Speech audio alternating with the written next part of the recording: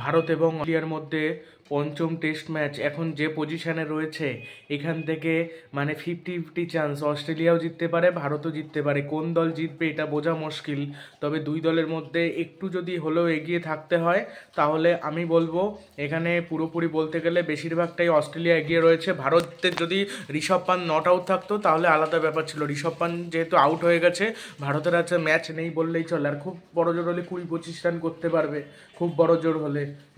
যা অবস্থা 6 উইকেট পড়ে গেছে এই অল আউট হলো বলে, মানে তারপর জাদেজা যা ব্যাটিং করছে, জাদেজা ঠিকঠাক ব্যাটে টাইমিংই নেই, ভালো খেলবে কি করে, একেবারে জঘন্য ব্যাটিং করছে জাদেজা। 39 বলে 8 রান করছে, ঝিমানো ব্যাটিং।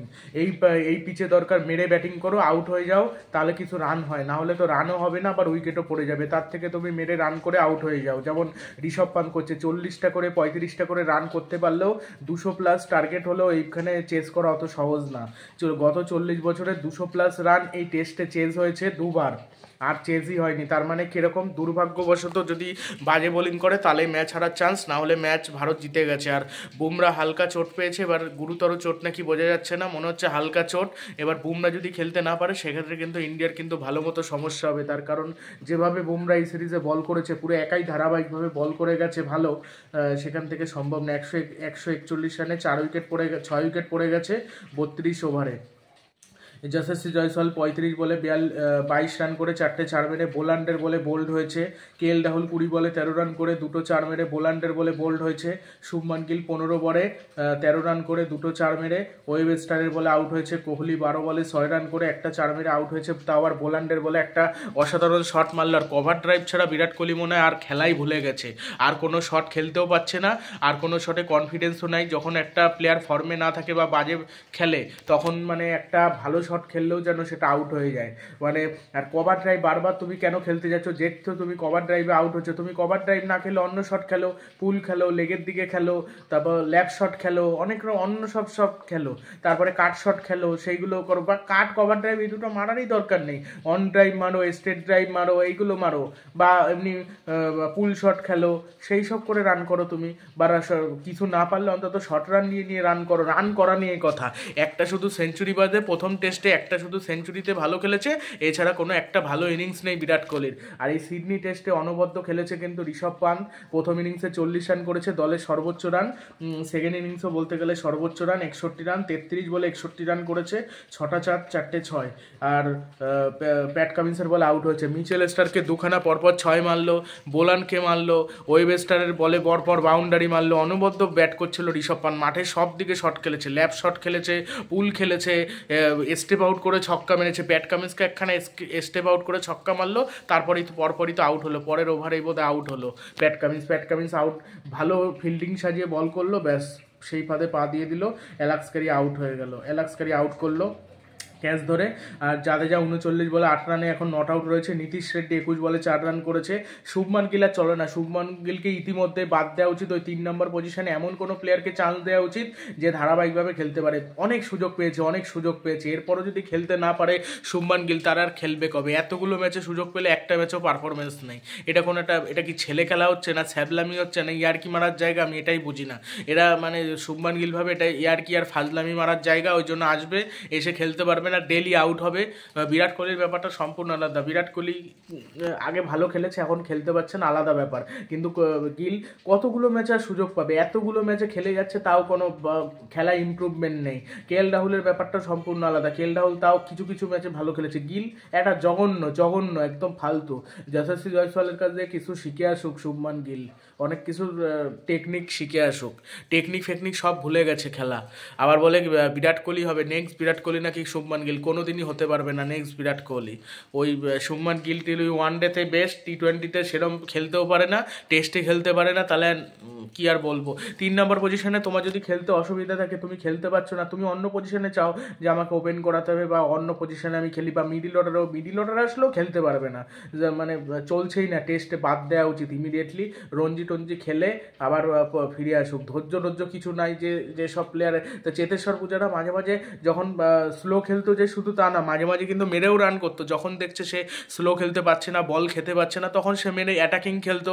চেতেশ্বর পূজারার মধ্যে সব রকম কোয়ালিটি প্লেয়ারের গুণ ছিল। আর চেতেশ্বর পূজারার জায়গায় হনুমা বিহারি পারফেক্ট ছিল, কিন্তু হনুমা বিহারি তো এখন সুযোগও দেয় না। একটা বয়সেরও ব্যাপার আছে, কিন্তু ওই ধরনের প্লেয়ার তুমি অভিমন্যু ঈশ্বরানকে খেলাও 3 নম্বর পজিশনে, অন্য কোনো ঘরোয়া ক্রিকেটে অনেক রান করেছে সেরকম কাউকে নিয়ে এসে ধারাবাহিকভাবে খেলাও। তুমি এক গিলকেই খেলিয়ে যাচ্ছ, বারবার তার উপরই ভরসা করছো, সে খেলতেও পারছে না, বারবার সেই খেলে যাচ্ছে। সেটা করলে তো সমস্যা না, অন্য প্লেয়ারও তো রয়েছে, তাদেরকে তুমি ভরসা করো, তাদেরকে খেলাও, তাহলে তো ভালো হবে। এবার তুমি একটা প্লেয়ারকে বারবার সুযোগ দিচ্ছ, অন্য প্লেয়ারকে দিচ্ছ না, তাহলে কিন্তু খুব সমস্যা।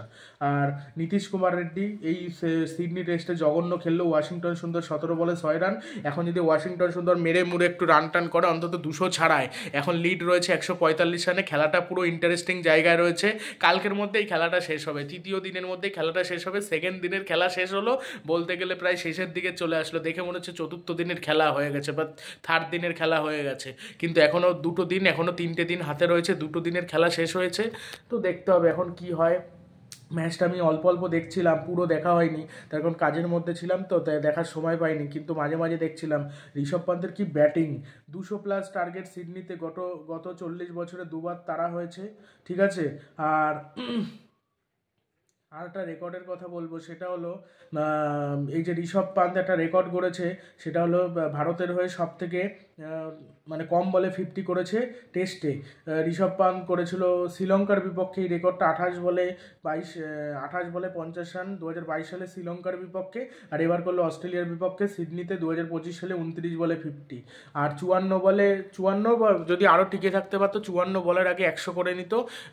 ওই যেটা 54 বলে বোধহয় 100 রান করেছিল ব্রেন্ডন ম্যাকুলাম টেস্টে, সেই রেকর্ডটাও ভেঙে দিতে পারতো। মানে অপ্রতিরোধ্য খেলেছে ঋষভ পান্ত, একাই মোমেন্টাম ঘুরিয়ে দিয়েছে। মেরে যদি না খেলতো, ভারতের অবস্থা এতক্ষণে কত হতো। এখন ভারতের রান 141, তো 72 রান 70 রানে 6 উইকেট, আরও অবস্থা খারাপ হতো। সেক্ষেত্রে আরও কম 70 রানে লিড নিত, একেবারে ম্যাচ একদম শেষ ওখানেই। আর আজকে খেলা হলো টোটাল 26 ওভার খেলা হয়েছে। প্রথম সেশনে 92 রান হয়েছে, 4 উইকেট পড়েছে, ইকোনমি 3.54। তারপর সেকেন্ড সেশনে 22 ওভারে 80 রান হয়েছে, 5টা উইকেট পড়েছে, 3.64 রান রেট। আর থার্ড সেশনে 32 ওভার খেলা হয়েছে, 141 রান হয়েছে, 6টা উইকেট পড়েছে, 4.41 হলো রান রেট। তোমাদের কি মনে হচ্ছে এখান থেকে কত রান করলে জিতবে ভারত? আমার মনে হচ্ছে আর 100 রানও যদি করতে পারে, 245 রান টার্গেট দেয়, তাহলে ভারত ম্যাচ পকেটে। ভারতের 200+ রান করলেও ম্যাচ জেতা সম্ভব হবে। আর রোহিত শর্মা নিজে থেকে বসেছে, এটাই সব থেকে ভালো হয়েছে। রোহিত শর্মার ক্যাপ্টেন্সি টেস্টে পরিষ্কার কথা চলে না, সে বসেছে, ভালোই হয়েছে। এবার সে যদি খেলতো তাহলে কিন্তু ভারতেরই সমস্যা হতো, তার কারণ খেলতে পারতো না, হেরে যেত। ওর থেকে নিজে থেকেই বসে গেছে, এটাই বেটার হয়েছে, এটাই বুদ্ধিমানের কাজ করেছে। নিজে বসে ভারতের জন্য সুবিধা করে দিয়েছে। আর ক্যাপ্টেন্সি করছে জাসপ্রীত বুমরার, বিরাট কোহলি মিলে ভালো বোলিংটা ভালো করেছে। এবং ফার্স্ট ইনিংসে ওদের 181 রানে অল আউট করে দেওয়া কিন্তু অতটা সহজ ছিল না, তাও আবার 51 ওভারের মধ্যে। শুধু ওয়েব স্টার একমাত্র 50+ রান করেছে, 105 বলে 57 রান। প্রসিদ্ধ কৃষ্ণাকে ঠিক সময়ে নিয়ে এসে মানে আউট করেছে, একদম পারফেক্ট। আর কোনো প্লেয়ার খেলতেই পারেনি। 23 run 2 run, 33 run 4 run, 33 run করেছে স্টিভ স্মিথকেও প্রসিদ্ধ কৃষ্ণা আউট করেছে। ট্রেভিস হেডকে সিরাজ আউট করে দিয়েছে 3 বলে 4 রান করে আউট। আর অ্যালেক্স ক্যারিকে আউট করেছে প্রসিদ্ধ কৃষ্ণা, ভালো বোলিং করছিল, 36 বলে 21 রান করে আউট হয়েছে। আর প্যাট কামিন্স 10 রান করেছে, 17 বলে 7 রান করেছে নেথান লিওন। বোলার 9 বলে 9 রান করেছে, আর সিরাজ বোল করেছে। পরিষ্কার কথা, রোহিত শর্মার ক্যাপ্টেন্সি ভালো না। এবং ওই যে ফিল্ডিং সাজায় ভুলভাল ফিল্ডিং সাজায়, ওরকম ভুলভাল ফিল্ডিং সাজালে হয় নাকি? তুমি টেস্টের মতো ফিল্ডিং সাজাও। তুমি যদি টেস্টের মতো না দেখে ক্যাজুয়ালি ইজি রান করতে দাও, ভালো ফিল্ডিং যদি না করে, তখন তো ম্যাচ এমনিতেই হেরে যায়। রোহিত শর্মা বসেছিল এবং ভারত যখন আউট হয়ে যাচ্ছিল, বাজে খেলছিল, তখন সে নিজেও অবাক হয়ে যাচ্ছিল, ঠিক আছে। 10 ওভারে বুমরা 33 রানে 2 উইকেট নিয়েছে, সিরাজ 16 ওভারে 51 রানে 3 উইকেট নিয়েছে, প্রসিদ্ধ কৃষ্ণা 15 ওভারে 42 রান দিয়ে 3 উইকেট নিয়েছে, নীতিশ কুমার রেড্ডি 2টো উইকেট নিয়েছে 7 ওভারে 32 রান দিয়ে, আর জাদেজা 3 ওভারে 12 রান দিয়ে কোনো উইকেট পায়নি। ভিডিওটি ভালো লাগলে চ্যানেলটি সাবস্ক্রাইব করে দেবেন এবং ভিডিওটি শেয়ার করতে ভুলবেন না।